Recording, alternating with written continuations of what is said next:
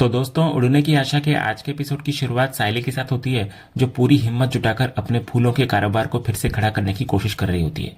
वो एक एक करके फोन मिलाती है और लोगों को अपने बिजनेस के बारे में बताने लगती है कि कैसे वो होटलों, घरों और दफ्तरों के लिए ताजे फूलों की माला अच्छे दामों पर पहुंचाती है। उसकी बातों में एक उम्मीद तो होती है, पर जब सामने से सबकी ना मिलती है तो उसके चेहरे पर हल्की सी मायूसी छा जाती है।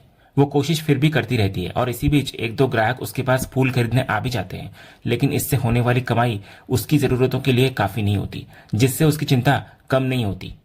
तभी इतने में वहां जूही आती है। तो साइली जूही को देखते ही गले लगा लेती है और उससे पूछती है कि वो ठीक है या नहीं।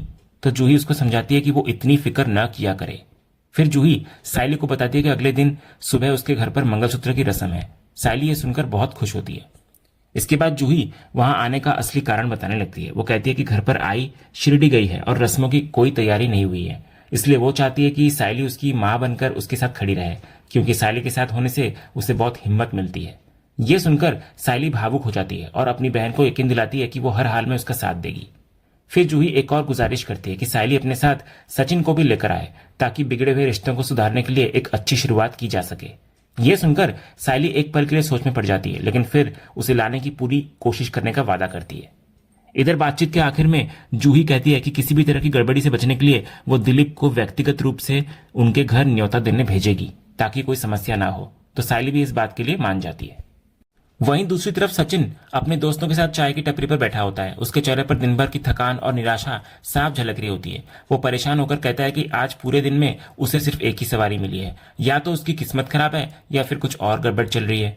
उसके दोस्त भी उसकी बात से सहमत होते हैं और इस मंदी का जिम्मेदार बड़ी बड़ी कैब कंपनियों को ठहराते हैं, जो ऑनलाइन बुकिंग और डिस्काउंट देकर सारे ग्राहक खींच रही है।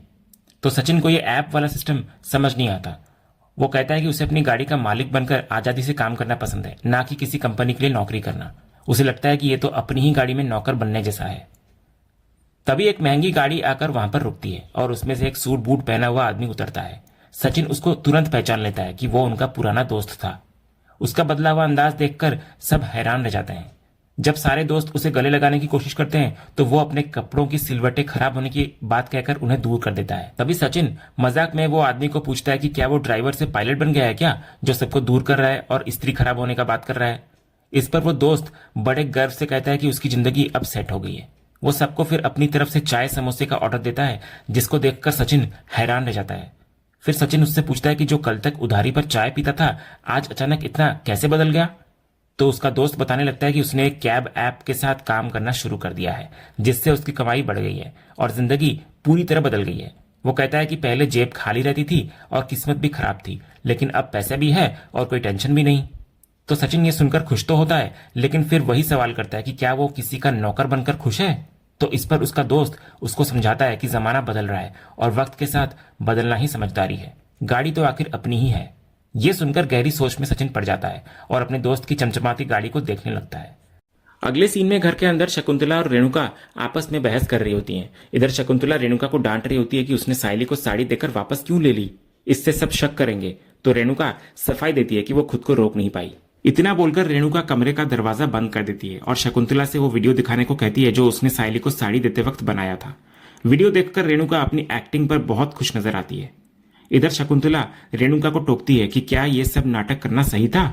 इस पर रेणुका उसे बताती है कि यह सब उसकी इमेज के लिए बहुत जरूरी है, क्योंकि वो रेणुका से डॉक्टर रेणुका देशमुख बनना चाहती है।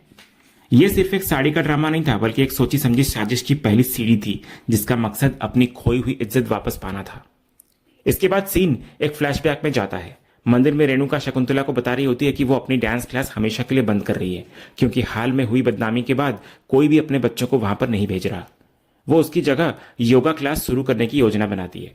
तभी शकुंतला की एक दोस्त कोकिला वहां आती है। तो बातों बातों में शकुंतला रेणुका को बताती है कि कोकिला एक ऐसी संस्था चलाती है जो समाज सेवा के कामों के लिए डॉक्टरेट की उपाधि देती है। डॉक्टरेट शब्द सुनते ही रेणुका के मुरझाए चेहरे पर एक अजीब सी चमक आ जाती है, जैसे उसे अपनी हर समस्या का समाधान मिल गया हो। उसके कान खड़े हो जाते हैं और वो बड़ी दिलचस्पी से उनकी बातें सुनने लगती है। इसके बाद कोकिला बताने लगती है कि यह उपाधि सिर्फ उन्हें दी जाती है जिनके पास अपने किए हुए समाज सेवा के कामों का कोई सबूत हो, जैसे कि तस्वीरें या वीडियो। ये सुनते ही रेणुका के दिमाग में एक सातिर योजना आकार लेने लगती है। जब कोकिला उससे पूछती है कि क्या उसने कभी कोई समाज सेवा की है, तो रेणुका बड़ी मासूमियत से बहाना बना देती है। वो ऐसे काम करती है कि उसके एक हाथ को भी पता नहीं चलता कि दूसरे ने क्या किया। तो कोकिला उसकी भावना की सराहना तो करती है, लेकिन साफ कर देती है कि बिना सबूत के डिग्री मिलना नामुमकिन है। जैसे ही कोकिला वहां से जाती है, रेणुका का असली रूप सामने आता है। वो खुशी और उत्तेजना से शकुंतला को बताती है कि उसे अपनी समस्या का हल मिल गया है। वो एक पूरी साजिश बनाती है, कहती है कि वो समाज सेवा करने का नाटक करेगी और शकुंतला उसकी तस्वीरें और वीडियो बनाएगी, और इन झूठे सबूतों के आधार पर वो कोकिला से डॉक्टरेट की डिग्री हासिल कर लेगी।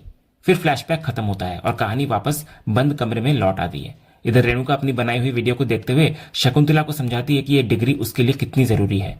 वो कहती है कि एक बार उसके नाम के आगे डॉक्टर लग गया तो घर में सब कुछ बदल जाएगा। जो बहुएं उसे कौड़ी भर की इज्जत नहीं देती, वो उसके आगे पीछे घूमेंगी, उसका दबदबा बढ़ेगा और परेश को भी उस पर गर्व होगा। इधर सायली को साड़ी देने का नाटक उसी प्लान का पहला कदम था, जिसके लिए उसे सबूत चाहिए था। अगला सीन तेजस की दुकान का होता है। इधर राजा कुछ पैसे लेकर आता है और सुझाव देता है कि अभी से और माल मंगवा लेना चाहिए ताकि शोरूम भरा भरा दिखे और ज्यादा ग्राहक आकर्षित हों। इधर तेजस को यह आइडिया बहुत पसंद आता है और वो राजा की कारोबारी समझ की तारीफ करता है। फिर दुकान में ग्राहकों की भीड़ देखकर तेजस और रोशनी दोनों के चेहरे पर खुशी और हल्की थकान का मिलाजुला भाव मिलता है। इधर रोशनी कहती है कि वो बहुत थक गई है, तो तेजस रानी से कॉफी मंगवाता है। इसके बाद जब एक स्टाफ ग्राहकों की भीड़ को संभाल न पाने की शिकायत करता है, तो तेजस उसको डांटता है और ध्यान से काम करने को कहता है। फिर वो स्टाफ को सभी ग्राहकों को अच्छे से स्कीम्स समझाने और नए कलेक्शंस दिखाने का निर्देश देता है। फिर कुछ देर बाद स्टाफ दिन की पूरी कमाई लाकर तेजस को देता है। इधर पैसों को गिनते ही तेजस की आंखें चमक उठती है और वो खुशी से रोशनी को बताने लगता है कि आज की कमाई मिलकर पूरे 3 लाख रुपए हुए हैं। उसका चेहरा गर्व और संतुष्टि से भर जाता है। वो फौरन उन पैसों को बैंक में जमा करने की बात करता है, लेकिन रोशनी उसको रोकती है। वो समझाती है कि इस वक्त ग्राहकों की भीड़ को छोड़कर जाना सही नहीं होगा, इसलिए पैसों को सुरक्षित रखने के लिए पहले लॉकर में डाल देना चाहिए। फिर दोनों मिलकर सावधानी से पूरी रकम को लॉकर में बंद करते हुए नजर आते हैं। इसी बीच रानी उनके लिए कॉफी लेकर आती है। इधर तेजस जब कॉफी पीता है तो वो कॉफी नहीं होता बल्कि चाय होती है। तो तेजस रानी को बुलाकर डांटता है कि उसने तो कॉफी मंगाई थी, लेकिन रानी कहती है कि यह चाय इतनी खास है कि इसे एक बार पीने के बाद तेजस कॉफी का स्वाद ही भूल जाएगा। फिर रानी के इस भरोसे को देखकर तेजस का गुस्सा हैरानी में बदल जाता है। वो राजा और रानी के लिए बिजनेस आइडिया की तारीफ करते हुए कहता है कि जब उनका आइडिया इतना कमाल का था तो चाय भी जरूर अच्छी होगी। इसके बाद रानी और राजा दोनों खुलासा करते हैं कि शोरूम भरने का आइडिया उनका अपना नहीं था, बल्कि उन्होंने गांव में किसी को ऐसा करते देखा था और उनका असली आइडिया तो अभी बाकी है। तो कामयाबी के नशे में चूर तेजस इस बात की गहराई को नहीं समझता। वो राजा की बातों से और उत्साहित होकर रोशनी से कहता है कि जल्द ही उन्हें और स्टाफ रखना होगा। एक तरफ जहां तेजस का भरोसा उन पर बढ़ता जा रहा था, वहीं दूसरी तरफ राजा और रानी अपने असली इरादों पर पर्दा डाले हुए थे। अगले सीन में परेश गांव से घर लौट आते हैं, जिससे घर के माहौल में एक ठहराव सा आ जाता है। ठीक उसी वक्त दूसरी तरफ घर के बाहर दिलीप एक अजीब कश्मकश में खड़ा होता है। पिछली बार लगे चोरी के इल्जाम का डर उसे अंदर कदम रखने से रोक रहा होता है। तभी काम से लौटती सायली उसको देख लेती है। वो दिलीप की झिझक को समझती है और उसको हिम्मत देकर अपने साथ अंदर ले जाती है। अंदर का माहौल एकदम अलग होता है। परेश को देखकर सायली के चेहरे पर खुशी खिल जाती है और सचिन भी इधर दिलीप को देखकर गर्मजोशी से गले लगा लेता है। इसके बाद दिलीप हिम्मत करके परेश को जूही की मंगलसूत्र रस्म का न्योता देता है। वो सम्मान पूर्वक काट देता है और सबको आने के लिए कहता है, लेकिन तेजस बीच में ही अपनी दुकान की बिजी का बहाना बनाकर मना कर देता है कि वो नहीं आ पाएगा। ये देखकर सचिन का गुस्सा आ जाता है और वो तेजस को चुप रहने को कहता है और बोलता है कि उससे किसी ने पूछा नहीं है। फिर दोनों के बीच तनाव बढ़ता देख परेश उन्हें रोक देते हैं।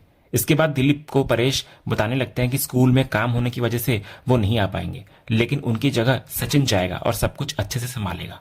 वो सचिन से फिर आकाश और रिया को भी साथ ले जाने के लिए कहते हैं अगर वो फ्री हो तो सचिन उनको भरोसा दिलाता है कि सब कुछ सही हो जाएगा। तभी रेणुका अचानक सबके सामने ऐलान करती है कि वो भी रस्म में शामिल होगी। ये सुनकर घर की सभी लोग हैरान रह जाते हैं। वो सफाई देती है कि अगर परेश नहीं जा रहे हैं तो रीति रिवाज के लिए किसी बड़े का होना जरूरी है। ये देखकर तेजस और रोशनी एक दूसरे से कानाफूसी करते हैं कि उनकी आई का बर्ताव बहुत अजीब है, ठीक वैसा ही जैसा सुबह था।